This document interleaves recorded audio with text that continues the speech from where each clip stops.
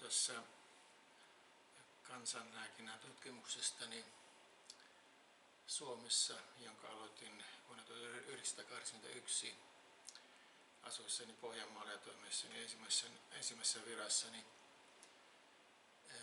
Vuodenkaarepyyn terveyskeskuksessa. Olin ollut jo muutaman vuoden työssä. Olin valmistunut 1978 Helsingin yliopistosta lääketieteen lisensiaatiksi. Ja sitten erilaisten virikkeiden johdosta aloin ajatella, että olisi tärkeää, sen lisäksi, että tein tavallista lääkärin työtä, olisi tärkeää myöskin tutkia sitä lääkintää, sitä kansanlääkintää, josta en ollut opiskelun aikana kuullut oikeastaan mitään. Ja kuitenkin tiesin olevan olemassa. Se oli kansanlääkintää, jota itseoppineet parantajat usein sukutaustasta, siis suvun parantajien opettamina tekivät, ja toisaalta tai sitten myöskin kylän jotkut muut henkilöt, parantajat tai lähiseuduilla olevat parantajat, he olivat antaneet näille uusille tuleville parantajille virikkeitä sitten tähän kansanlääkinnän oppien opettelemiseen ja parantajiksi rupeamiseen. Tätä koko tietojärjestelmää, näitä tietoja ja taitoja halusin ruveta opiskelemaan lääkäriksi valmistumisen jälkeen. Minulla oli käynyt potilaita, jotka eivät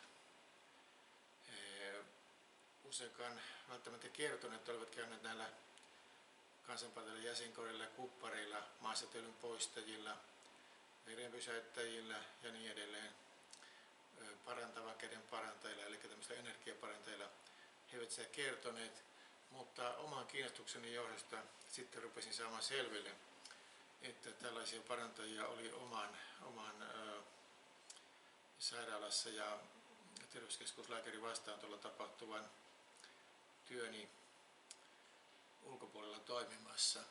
Tätä tietojärjestelmää halusin ruveta tutkimaan. Tätä ei Suomessa ollut kovin paljon tutkittu.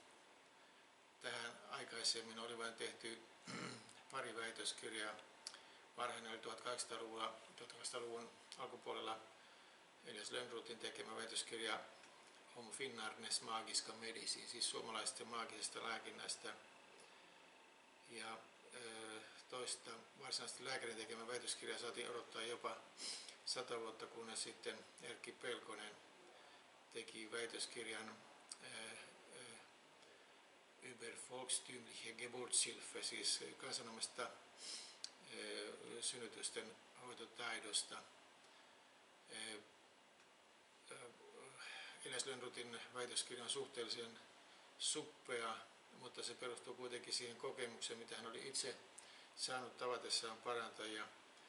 Tämä Erkki Pelkosen paljonkin myöhemmin julkaistu väitöskirja, hyväksytty julkaistu väitöskirja, se perustuu haastatteluihin, joita oli lähetetty kuntien terveydenhoitajille, ja joissa nämä kertoivat sitten tietoja näistä kansanomaisista synnytystavoista. No tästä Erkki Pelkosen väitöskirjasta ja minulla myöskin yksi heräte sitten tehdä omaa tutkimustanikin, josta kerron myöhemmin. Nimittäin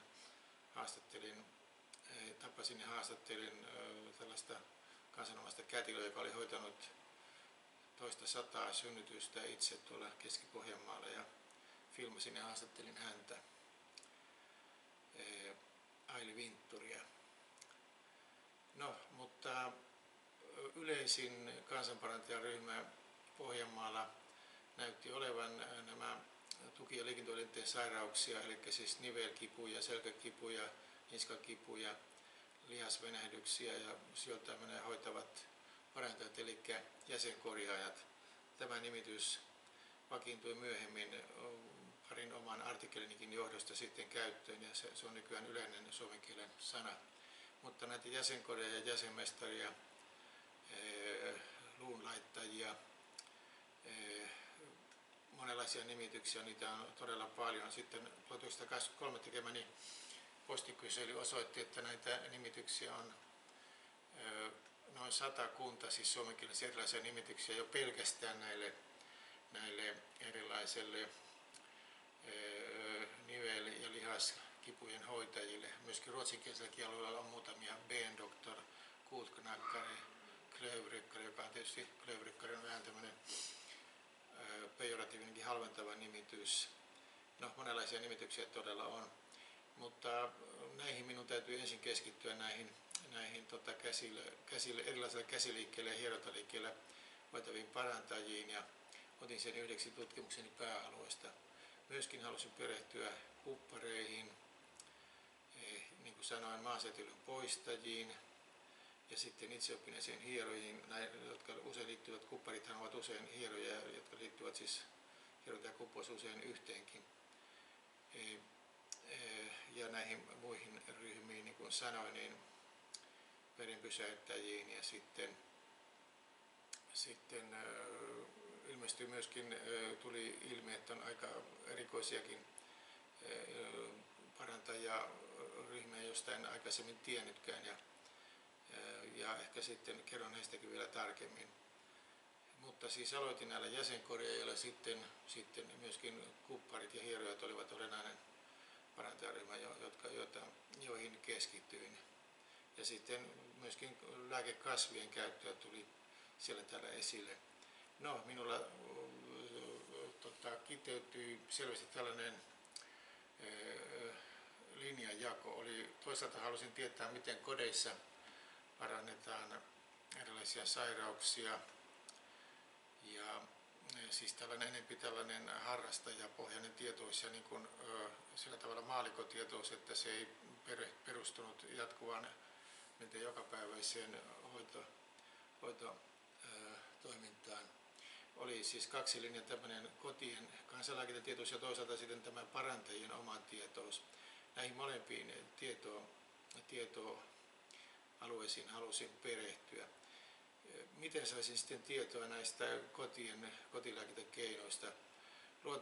Luontevinta olisi tietysti kysyä ihmisiltä, mitä he tekivät, mitä he tiesivät ja mitä he tekivät ja mitä ajattelivat. No, minä laitoin lehtiin ilmoituksia, joissa kerroin tästä tutkimuksestani ja Pohjanmaalle ja Länsi-Suomen ja Lappiinkin asti, ja sain aika paljon kirjeitä, lähes 100 kirjettä sitten ensimmäisten vuotten aikana.